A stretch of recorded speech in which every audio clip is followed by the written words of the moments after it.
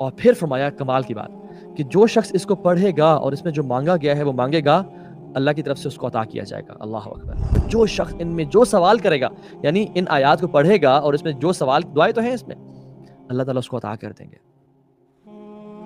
مطلب میرے آپ کے مانگنے میں کمی کوتاہی ہو سکتی ہے، کہ اللہ کے دینے میں کمی کوتاہی نہیں ہو سکتی۔ وہ اٹھ نہیں سکتی تھی، حتیٰ کہ ہم بہت پریشان ہو گئے، ہماری فیملی بالکل پریشان ہو گئی۔ تو میرے والد صاحب نے کیا کیا، ان پہ 13 دن کے لیے سورہ فاتحہ ختم کیا۔ For 13 days consistently he recited سورہ فاتحہ on her، اور کہتے ہیں ان کی ٹانگ واپسی بالکل ٹھیک ہو گئی۔ حدیث عبداللہ ابن عباس رضی اللہ عنہما فی صحیح مسلم کی حدیث ہے۔ عبداللہ بن عباس فرماتے ہیں کہ جبریل علیہ السلام اللہ کے نبی صلی اللہ علیہ وسلم کے ساتھ بیٹھے ہوئے تھے، اور اوپر سے دروازے کھلنے کی آواز ہے، یعنی آسمان سے دروازہ کھلنے کی آواز ہے۔ تو دونوں نے اوپر دیکھا تو جبریل فرماتے ہیں کہ یا رسول اللہ، آج اللہ سبحانہ وتعالیٰ نے میں پیرافریز کر رہا ہوں، اگر ایگزیکٹ ورڈز بتاؤں تو آج ایسا فرشتہ نازل ہوا ہے جو پہلے کبھی نازل نہیں ہوا، بلکہ آپ نے پہلے فرمایا کہ آج ایسا دروازہ کھلا ہے آسمان کا جو کبھی پہلے نہیں کھلا۔ اور پھر جب فرشتہ کو دیکھا تو کہا کہ آج ایسا فرشتہ اتر رہا ہے، نازل ہوا ہے، جو آج سے پہلے کبھی نہیں اترا۔ تو جب وہ فرشتے آئے تو آپ صلی اللہ علیہ وسلم نے انہوں نے سلام کیا اور کہا کہ میں آپ کو 2 نور کی بشارت دیتا ہوں جو کسی نبی کو پہلے نہیں دیے گئے، صرف آپ کو دیے جا رہے ہیں۔ اور وہ 2 نور کیا تھے؟ ایک دیا الفاتحہ اور ایک دیا سورۃ البقرہ کی آخری آیات، آمن الرسول بما انزل الیہ من ربہ والمؤمنون سے لے کے اینڈ تک۔ اور پھر فرمایا کمال کی بات کہ جو شخص اس کو پڑھے گا اور اس میں جو مانگا گیا ہے وہ مانگے گا، اللہ کی طرف سے اس کو عطا کیا جائے گا۔ اللہ اکبر۔ یہ امت محمدیہ کے لیے کتنا ہی بڑا بینیفٹ ہے۔ مجھے آپ یہ بتائیں، ہمیں اس دنیا میں آئے ہوئے، مسلمان بنے ہوئے 25 30 35 40 سال ہو گئے، رائٹ؟ اور شاید ہم ہر نماز میں سورہ فاتحہ کو پڑھتے ہیں، ٹھیک ہے؟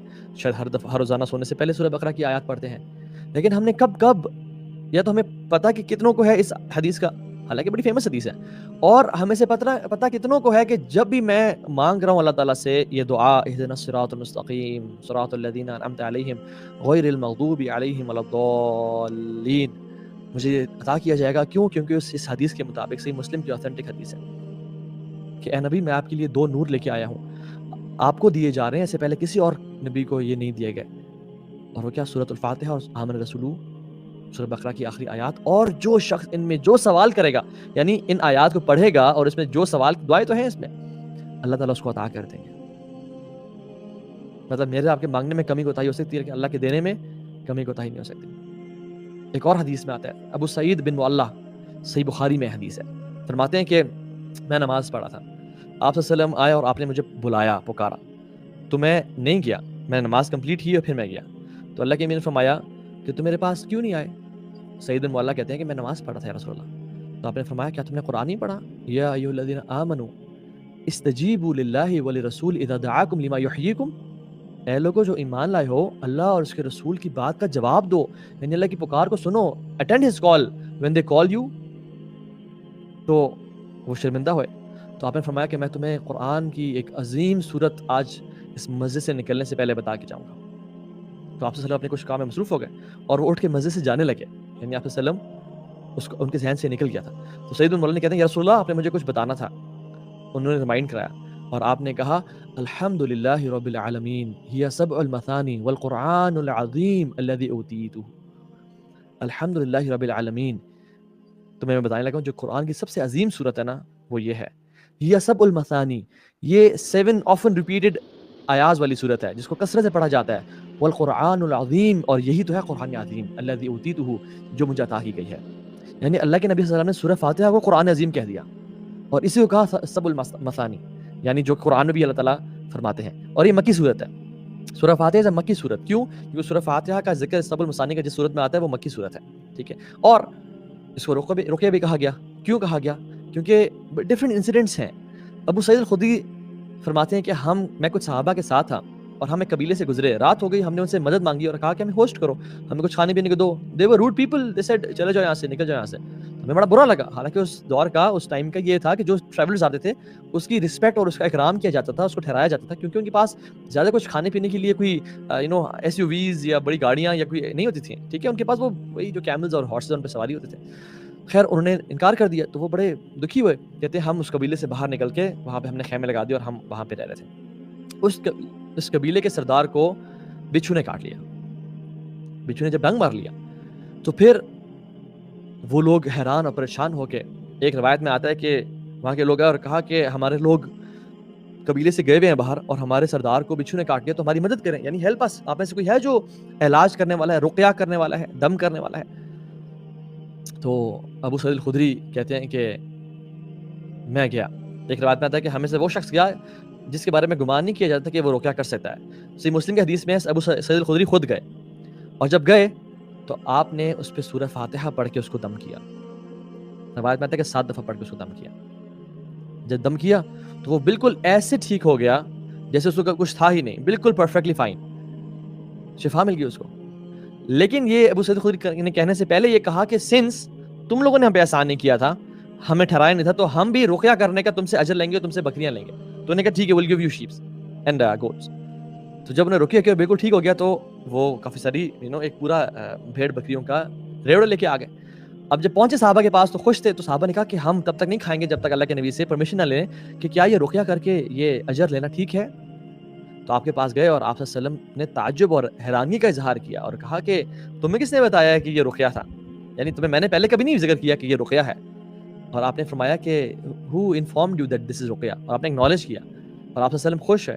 تو انہوں نے جب پوچھا کہ یا رسول اللہ ہم ان بکریوں میں سے کچھ مطلب کھا لیں، تو انہوں نے کہا ہاں بالکل کھاؤ، بلکہ اس میں سے میرا بھی حصہ رکھو تاکہ وہ بتایا جائے کہ یہ حلال ہے نا اپرووڈ ہے. تو اس میں 2 باتیں پتہ چلتی ہیں. نمبر 1 از سورہ فاتحہ رقیہ ہے. ویسے تو پورا قرآن شفا ہے، پورا قرآن رقیہ ہے، لیکن سورہ فاتحہ کا اسپیسیفکلی احادیث میں رقیہ ہونے کا ذکر آتا ہے، اس کو جتنی دفعہ پڑھا جائے. ٹھیک ہے.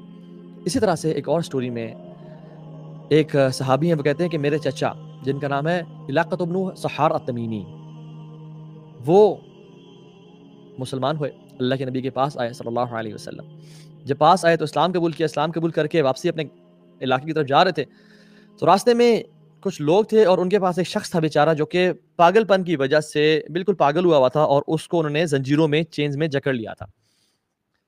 تو علاقہ ابن سحار تمیمی کہتے ہیں کہ ان لوگوں نے مجھ سے پوچھا کہ تم بڑے خیر والے بندے کے پاس سے آ رہے ہو، یعنی تم اس شخص کے پاس سے آ رہے ہو جو خیر لے کے آیا، یعنی محمد کریم صلی اللہ علیہ وسلم صلوات ربی وسلامہ علیہ، تو تم کچھ اس کا علاج کر سکتے ہو، کچھ اس تک خیر پہنچا سکتے ہو اللہ کے حکم سے. تو اس نے کہا ہاں میں اس پہ دم کرتا ہوں. تو انہوں نے سورہ فاتحہ کی تلاوت کی. اب حدیث میں نہیں ذکر آتا کتنی تلاوت کی، کتنا دفعہ پڑھا، اور اس کا متعین کرنا ضروری نہیں ہے 1 دفعہ پڑھیں 10 دفعہ پڑھیں. بات ہے کہ یقین ہونا چاہیے، یہ فرم بلیف ہونا چاہیے. میں آپ کو سورہ فاتحہ کے بھی فضائل بتا رہا ہوں، ول کم ٹو اٹس تفسیر انشاءاللہ تعالی. تو جب اس کو دم کیا، یعنی ایک کریزی بندہ بالکل مینٹلی ریٹارڈ، اس کو دم کیا تو وہ بالکل ٹھیک ہو گیا، ایز اف کہتے ہیں کہ کسی نے اس کو زنجیروں سے جکڑا ہوا ہو، اور جیسے ہی انہوں نے سورہ فاتحہ کی تلاوت کی ملٹیپل ٹائمز تو وہ زنجیریں کسی نے کھول دی ہوں اور وہ بالکل ٹھیک ہو گیا. اور وہ لوگ اتنے خوش ہوئے کہ 100 گوٹس 100 بکریاں دے دیں. تو آپ صلی اللہ علیہ وسلم کے پاس وہ آئے اور آپ سے پوچھا، تو آپ صلی اللہ علیہ وسلم نے فرمایا کہ جس نے یعنی باطل دم کے ساتھ کھایا وہ اسی کے لیے ہے، اور جس تم نے تو حق کے دم کے ساتھ کھایا، سو یعنی اس اللہ کے نبی کا مقصد یہ تھا کہ تم نے تو حق کے دم کے ساتھ کھایا. لوگ تو دور جاہلیہ میں باطل کا جادو اور شیاطین کے نام کے ساتھ اور عجیب عجیب پڑھ کے دم کرتے تھے اور لیتے تھے، تم نے تو حق کے ساتھ دم کیا ہے تو تم اسے کھاؤ انشاءاللہ. میرے جو شیخ کے استاد ہیں جن کی میں آج تفسیر پڑھا تھا اور جس میں سے آپ شیئر کروں گا، حافظ عبدالسلام بن محمد بھٹوی حافظ اللہ، وہ اسی کی تفسیر میں لکھ رہے تھے کہ میری ہمشیرہ ہیں، یعنی میری بہن ہے، جن کی ایک ٹانگ کافی کمزور تھی اور دوسری ٹانگ پہ وہ چلتی تھی. کہتے ہیں کہ دوسری ٹانگ پہ وزن کی وجہ سے ان کی دوسری ٹانگ بھی بہت ہی زیادہ کمزور ہو گئی اور وہ بالکل بیڈ ریڈن ہو گئی، وہ اٹھ نہیں سکتی تھی. حتیٰ کہ ہم بہت پریشان ہو گئے، ہماری فیملی بالکل پریشان ہو گئی. تو میرے والد صاحب نے کیا کیا، ان پہ 13 دن کے لیے سورہ فاتحہ کا دم کیا. For 13 days consistently he recited سورہ فاتحہ آن ہر. اور کہتے ہیں ان کی ٹانگ واپسی بالکل ٹھیک ہو گئی، اور آج پتہ نہیں 30 سال لکھے ہوئے تھے یا 40 سال بعد ابھی تک وہ although she is using وہ بساخیاں، ٹھیک ہے، لیکن still she is working fine، وہ بالکل اپنی ٹانگوں پہ چل رہی ہیں اور اپنے کام کر رہی ہیں. وائے کہتے ہیں سورہ فاتحہ کے سامنے.